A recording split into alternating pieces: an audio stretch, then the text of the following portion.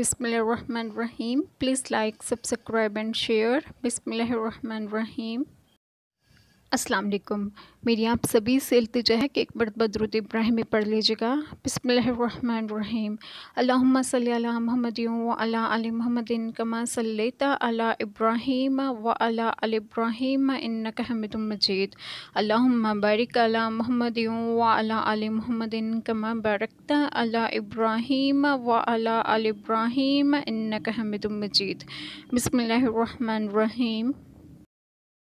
اور اس دن تم مجرموں کو اس حالت میں دیکھو گے کہ وہ زنجیروں میں جکڑے ہوئے ہوں گے.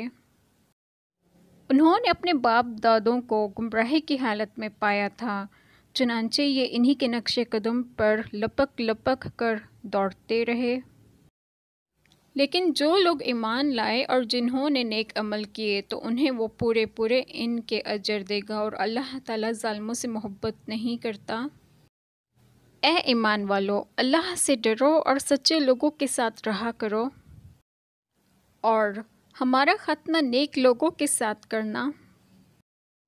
جب آسمان پھٹ جائے گا، بے شک اللہ کی رحمت نیک لوگوں کے قریب ہے. اے ایمان والو، بہت گمان کرنے سے بچو، یقین کرو بعض گمان گناہ ہوتے ہیں.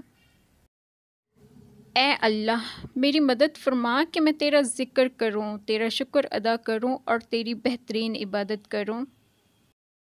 ان سے کہا جائے گا کہ مزے سے کھاؤ اور پیو ان اعمال کی بدولت جو تم کیا کرتے تھے، ہم نیک لوگوں کو ایسا ہی صلہ دیتے ہیں. بسم اللہ الرحمن الرحیم. آج جو بات میں آپ لوگوں سے ڈسکس کروں گی وہ ہے والدین کے حقوق کی ادائیگی. بہت سے لوگوں میں ایک بری عادت ہوتی ہے کہ وہ والدین کے حقوق ادا نہیں کرتے اور بیوی کی باتوں میں آ کر والدین سے بدسلوکی کرتے رہتے ہیں.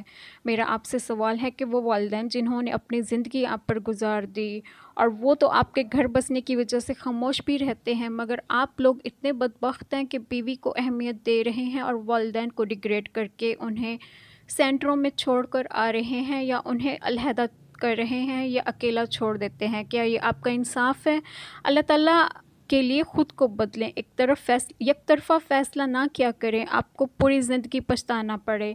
والدین کو تو آپ چھوڑ دیتے ہیں اور وہ بے بس ہو کر خاموش بھی ہو جاتے ہیں، مگر آپ کی ناانصافی کا اللہ کا جواب نہیں دینا کہ آپ نے بالکل دینا ہے. اللہ تعالیٰ کے لیے خود کو بدلیں اور اپنے والدین کے حقوق پورے کریں جو آپ کا فرض ہے. اللہ تعالیٰ ہم سبھی کو سمجھنے کی توفیق دیں اور ہمارے گناہوں کو معاف فرما کر ہمیں صراط مستقیم کی راہ پر گامزن کریں، اور آپ کو آپ کے گھروں میں خوش و خرم رکھیں اور صحت و تندرستگی عطا فرمائیں. آمین. جزاک اللہ خیر.